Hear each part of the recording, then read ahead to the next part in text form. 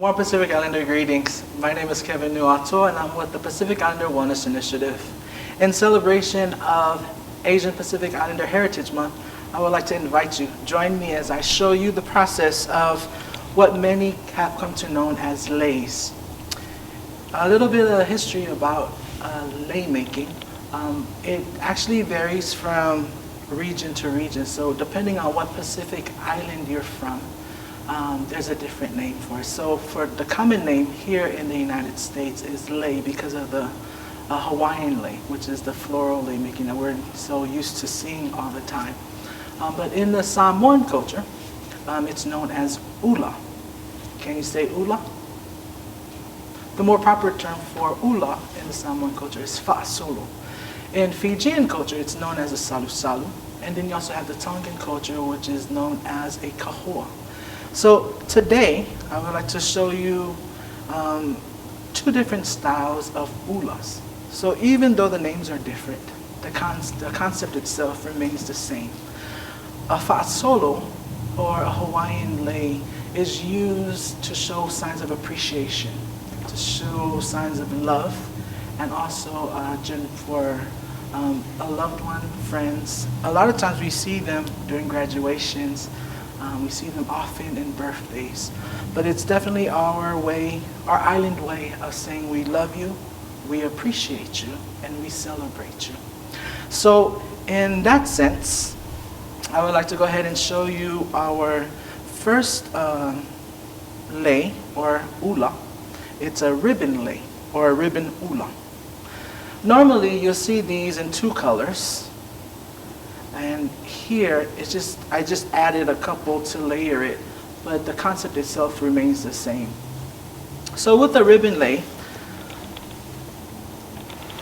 you would actually need ribbons and a pair of scissors. So you may be asking, Kev, why a ribbon lei? Well, I'm glad you asked. Normally here in the States or a city, we don't have flower or gardens as back home where we can just go out and just pick from our garden, from either our gardens or our trees, where there's a wide variety of flowers and florals that we can choose from, even green leaves. But here in the States, what's a good thing about Pacific Islanders, and that I appreciate most of all, is the fact that we make do with what we have. And so here in the States, one of the ways that we show or continue to carry on this skill of ula making or lei making is using ribbons. So you would pick two ribbons. Normally it would be 18 yards to make one full lei or one full ula, and you will just utilize two colors. What I've done here in this one, I've kind of layered it, but I'm going to show you how. So again, normally if you were to go to Walmart, for instance, it'll be probably like $1.98 for one 18-yard solid ribbon that's 7/8 the size ribbon. And so you just get two colors, whatever your favorite two colors are. Today we'll be using red and white. Normally you wouldn't cut it if it's the 18-yard, but here in this case, for instructional purposes, I'm just going to go ahead and cut it so that way you can see actually what I'm going to be doing. So you have your two base colors, red and white. And so if you want to layer or add on a different color, you'll get a ribbon that's slightly a bit skinnier in width that you would just lay on top. So for this particular lei, I'm going to actually be using gold on both the red and the white base color.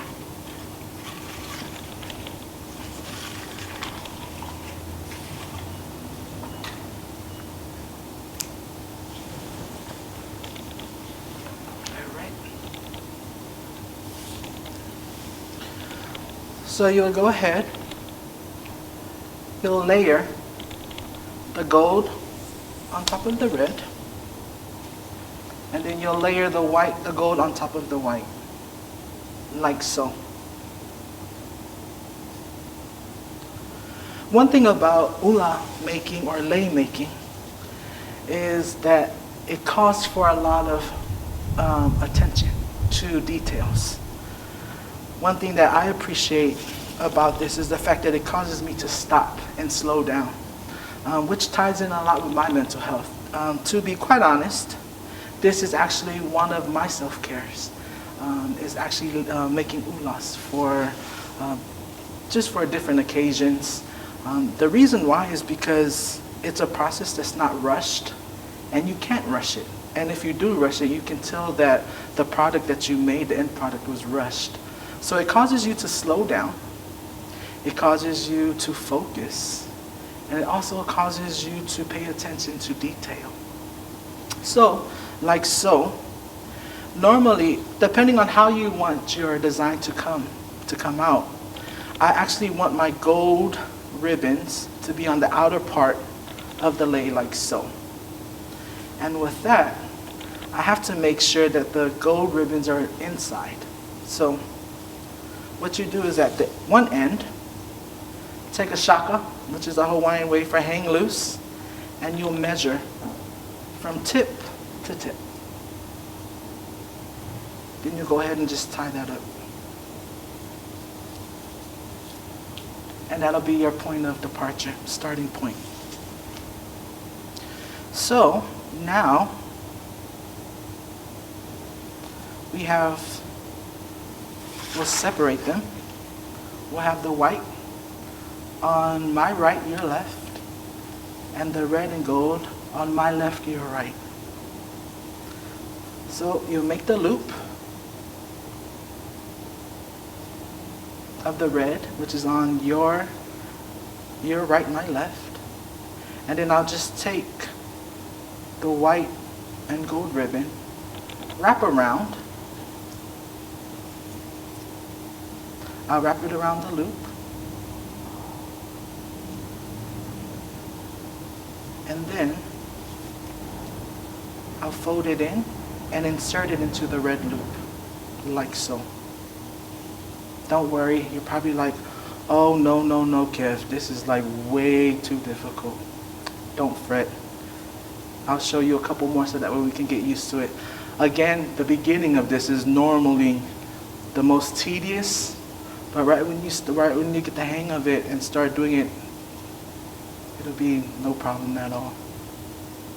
So we've inserted the white loop into the red and pulled the red. Now we want to do the same thing again.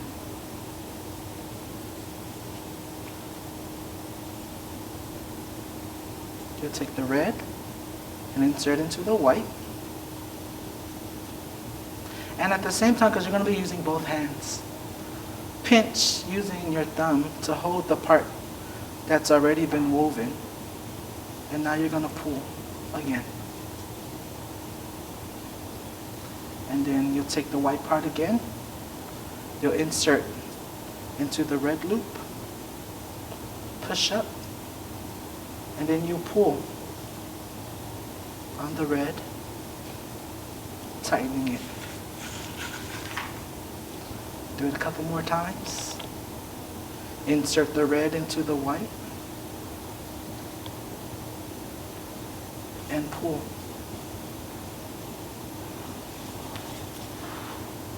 Again, you insert the red into the white and pull. Again, lei making or ula making really calls for patience.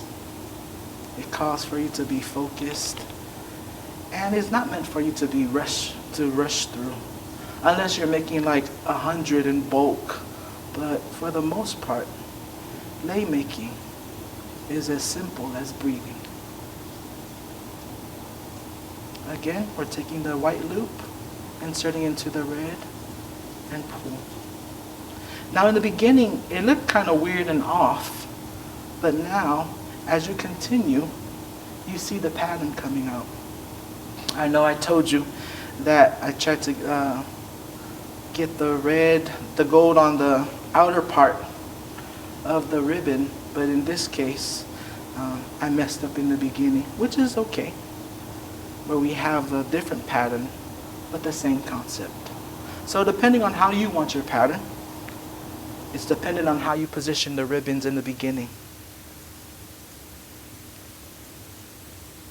Again, looping, inserting, and pulling. Looping, inserting, pulling. Looping, insert, and pull. Loop, insert, and pull. Loop, insert, and pull. Loop, insert, and pull. Again, as stated before, the patterns is dependent on how you position your ribbons initially, and you can use whatever colors you want.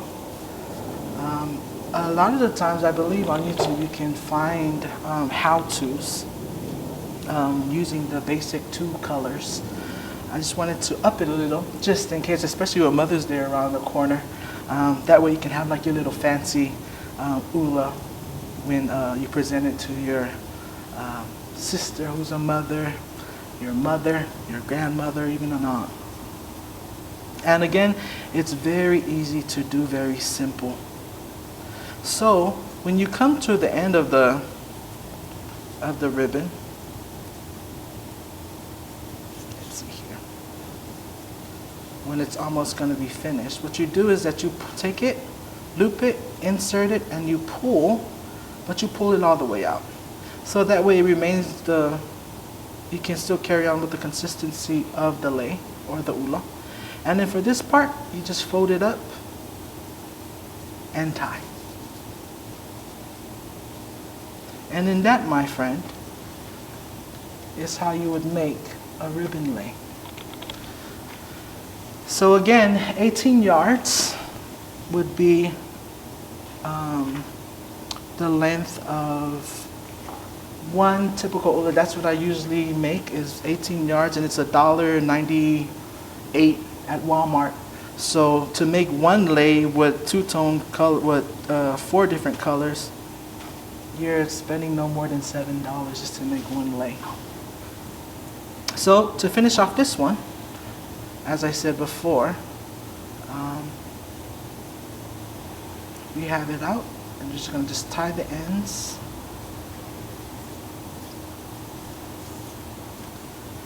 And then what normally happens, or what I normally do, is that you can glue gun the ends, so that way it's a nice flush, and then you can cut the excess ribbon off, or you can tie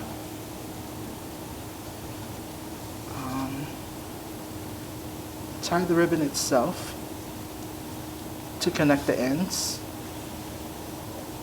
Or what some people normally do, if I have time, is you make a bow on the side, and then you just attach it at the end by tying it in. This case,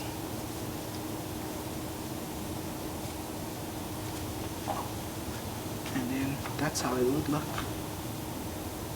Again, it's totally up to you how you connect the ends. Like I said before, you can just tie the end and then cut off the excess ribbons, or like so, or you can have a bow ready already.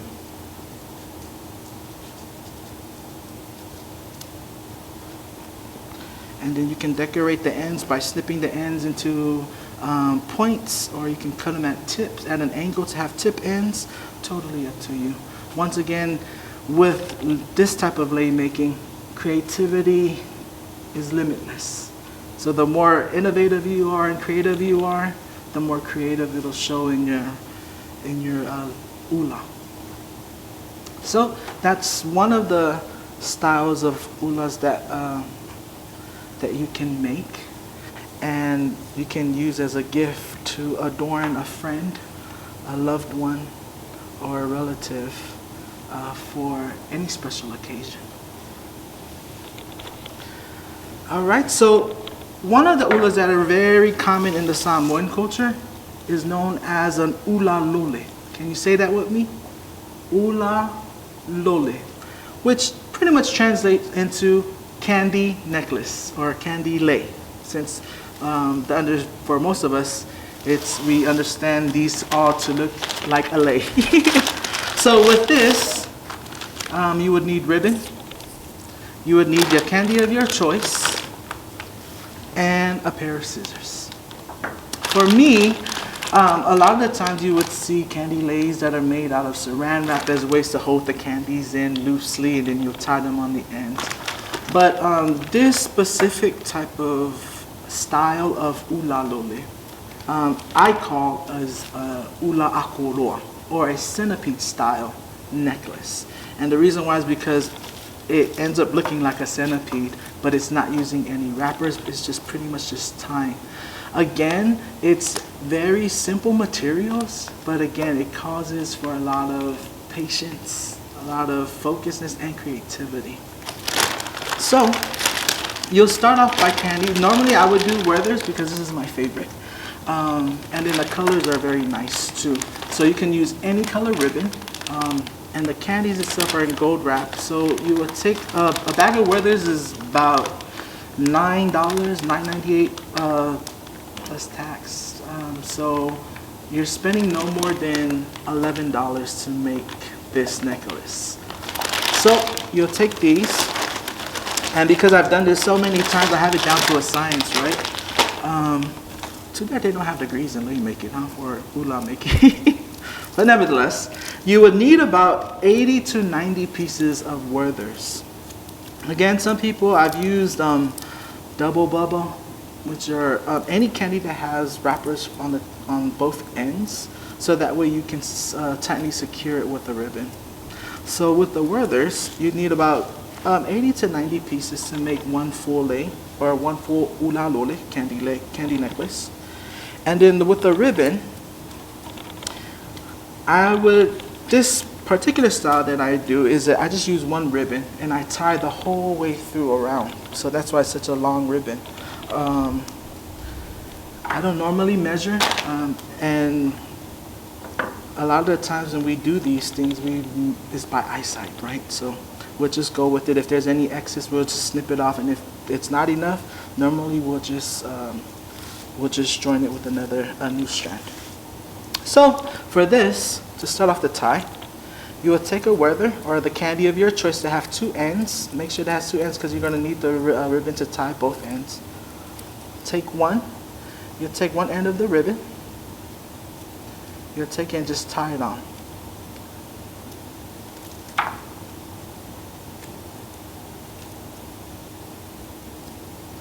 Just like you're tying a knot. So you tie the knot. Oh, doesn't want to tie with me this morning.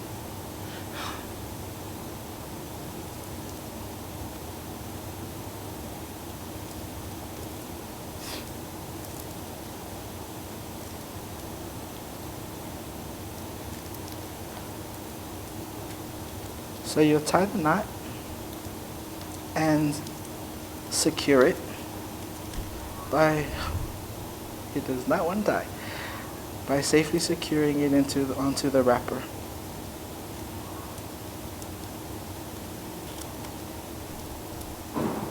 Gotcha. So like a regular tie, you're tying onto the can. This is the first step. Like so. Then you take the next one, unwrap one end, and then the one that you tied already, you'll stand it up, and then you'll put the next one next to it, like so. So to securely fasten this one, the pattern is loop it around the candy, pinch the two ends, extend the loop, and pull the string.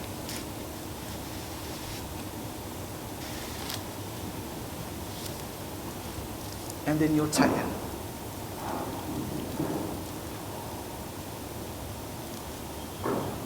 So again, you will loop around the candy, pinch the end, extend the loop, and pull the string. So you're pretty much knotting each one individually. And you know you've done it right when they're actually hanging or dangling by itself. Let's try a couple more. So again, you're probably like, Kev, that looks way too complicated. But the good thing about ula making is the fact that it causes for your attention. It calls for you to be patient, and it calls for you to be focused on detail.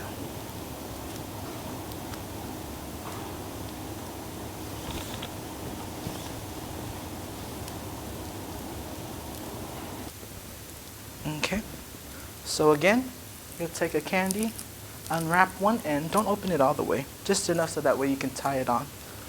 You'll take the ribbon, you'll place it on top of the ribbon, wrap it around in a loop, you'll pinch the ends, extend the loop, and then you'll pull the ribbon through.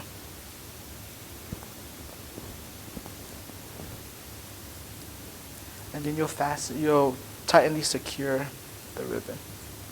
Don't pull too hard. A lot of times when I was first learning how to do this, I would always snap the ribbon because I was pulling too hard. And if that's the case, you just take it and start it all over again as if it was a first one. So again, you take the candy, place it on top of the ribbon, loop the ribbon around, extend the loop, and you pull through.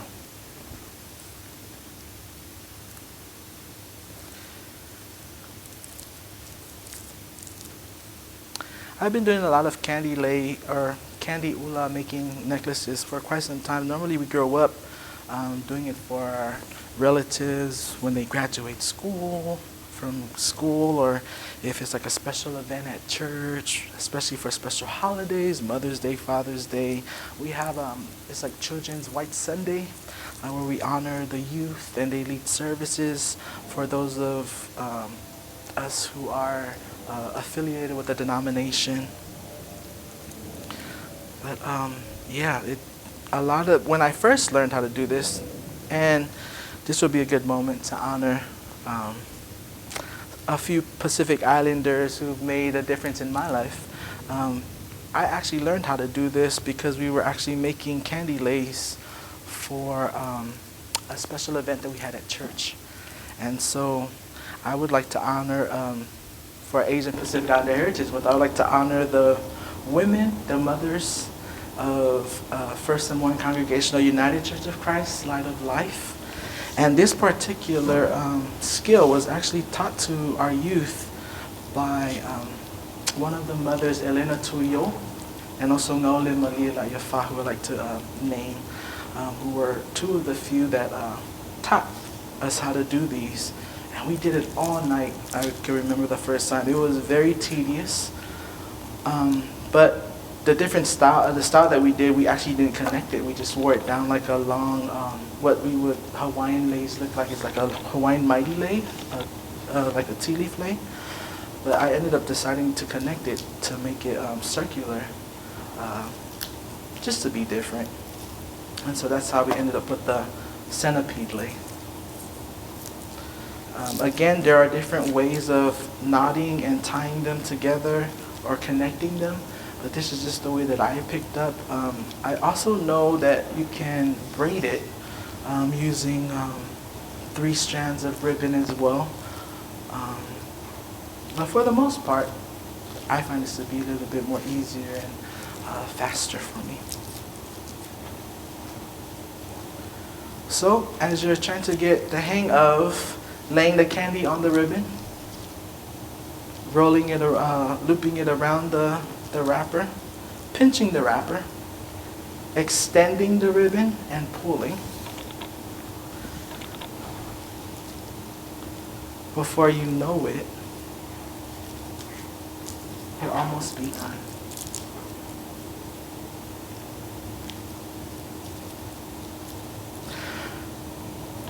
Crafts for me, especially when it comes to candy lei making or flower making, or flower lei making, it really causes it causes me to stop and reflect.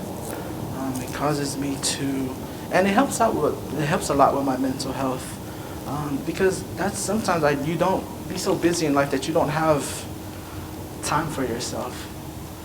But doing these types of arts and crafts, or this skill, it really does give you time to reflect and think about the different types of patterns and designs you would like to make out of these.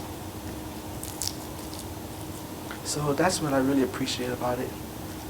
And a lot of the times my family members are like, well, those take too long. It takes too long to do, and that's just too much time we don't have. Sometimes it's necessary for us to just stop and take a breather. You may ask, Kev, well, how long does this take you since you're tying everyone individually? I'm glad you asked. Before, it would take me about an hour and a half, like maybe even 2 hours just to do one. And again, it's like 80 to 90 pieces. But now, I wouldn't say that I do it faster, but I move a bit quicker with it. And I'm able to do one now in about 30 to 40 minutes, which is a lot quicker than before. But 30 to 40 minutes to stop and think about and reflect, especially when you don't normally have the time to do it, it means a lot. So again, as we're coming for this candy lei,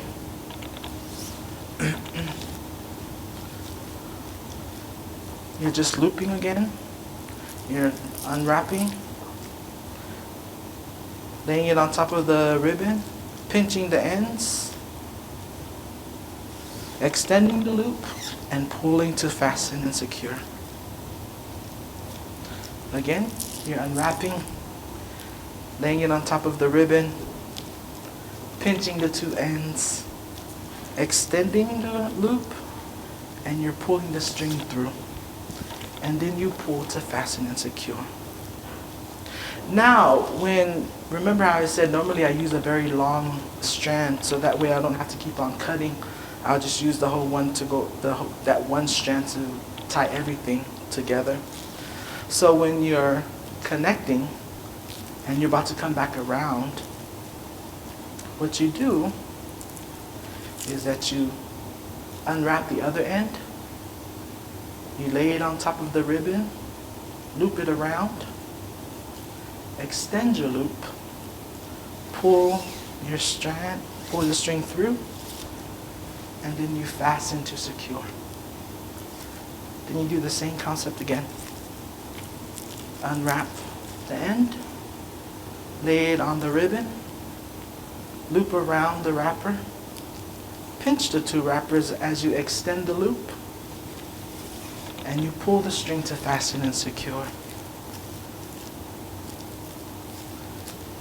Do that a couple more times so that we can get the hang of it. I implore you to not give up. As again, it may come off tedious, but give it a try. Give it some time. And most of the times it won't come out the way you want it the first time. But the good thing about these things is there's no right or wrong way to do it.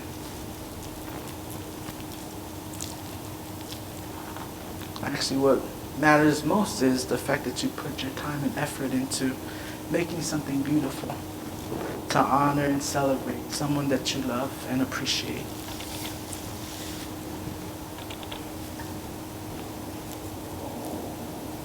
All right, we can do a couple more.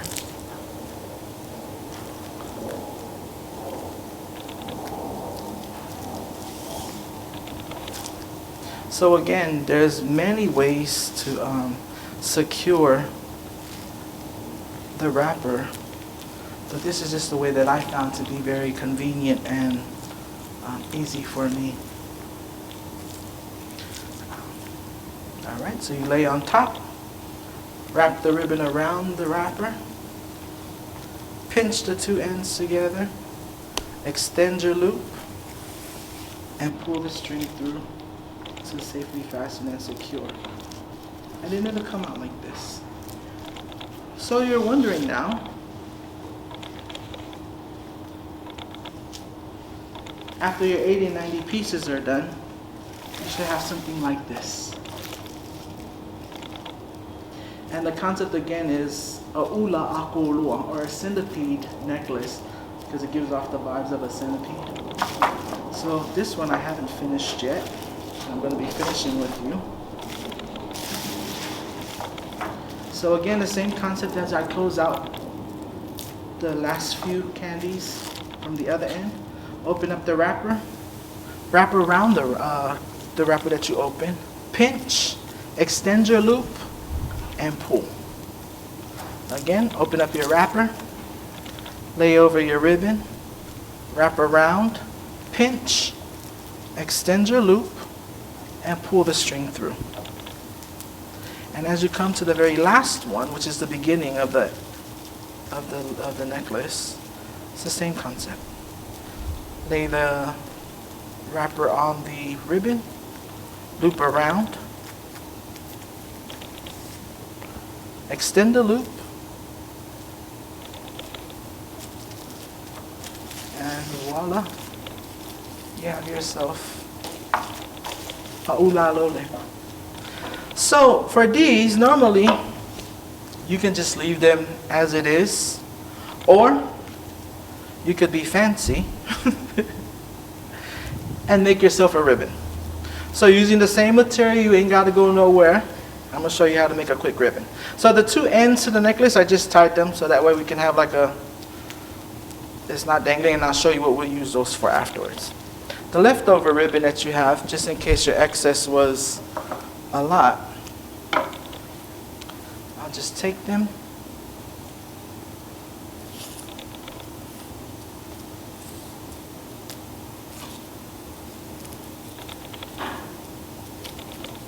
And then I'll just crunch them up.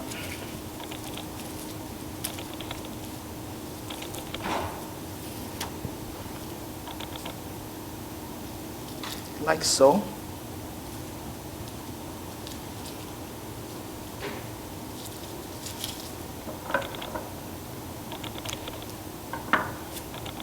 And we'll try to use everything.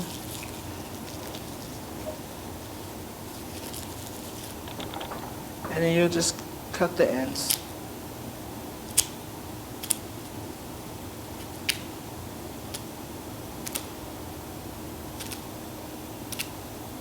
Again, the end for the decoration, or if you want to put in a ribbon or a bow, it's totally up to you. I normally do, so that way you can accentuate the color of the ribbon that was used to tie these. And so what I do is, since I have them all cut, I'll just pinch them like so. And then I'll take the sharp part. Be very careful. And if you're doing this project with the young ones, make sure that they don't do this, or have them use safety scissors. But more so, make sure an adult is present. You just take the sharp part of the scissors or a knife or a butter knife, and you run it through to curl the ribbon, like so. Again, what's good about this is that this causes you to have to pay attention, and it causes you to pay attention to detail.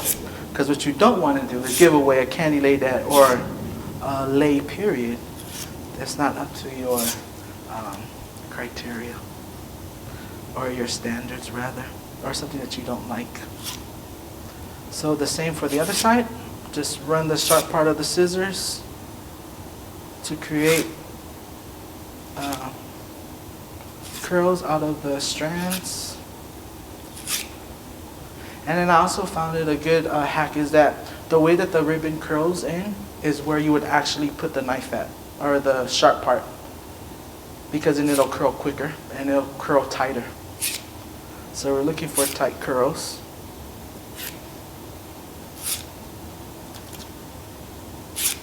And they will come out like so. Remember the part that you pinched, right? And so the part that we had tied on here, you just go ahead, wrap it in the middle, and then tie it to secure it.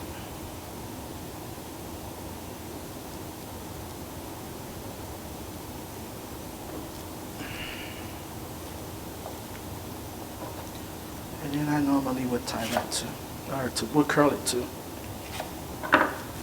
And then you just play around with it to give it the bow that you're looking for. Again, these are very cost efficient. It won't bend or break your wallet. And given the time and labor of love that you put into it, really makes a difference when presenting an ulole for your loved one, like so. All right, so again, we have our ribbon lei and also our ulolole. Again, for those, if you're wondering, how do you go about making floral lei? It's very easy. A lot of times, especially here for us here in San Francisco in the Bay Area, we tend to see a lot of orchid leis. So it takes about 40 to 60 orchid pieces. You can buy it at your nearest flower mart. You would need a floral needle and some, you can use dental floss, which is very cheap, as a thread, or even floral thread, to just thread the flowers, the petals of the flowers, onto the floral needle. Again, it's based off of how creative you are and the image of how you want the design to look like. So for the double orchid leis, normally you will get the leis, you'll break off the stem, and then you'll take the petals and you'll just weave them onto the floral needle. But you'll lay them sideways, but they'll all be pointing in different directions. And then it's dependent on you how you want the design to look. And then again, it's about 40 to 60 days, very simple. But the thing is that since we're here in the city, we don't have gardens and we don't have access to the type of flowers that we do back if we were back home on our land and in the islands. But like I said before, one thing that I'm very proud and honored about Asian Pacific Islander people is that we make do with what we have. And so far, we've been very innovative to come up with these different type of styles. Hopefully, you'll make your own and then show us your end product and who you gave it to. On behalf of RAMS and the Pacific Islander Wellness Initiative, we would like to once again wish you the best for Asian Pacific Islander Heritage Month. Until then, take care.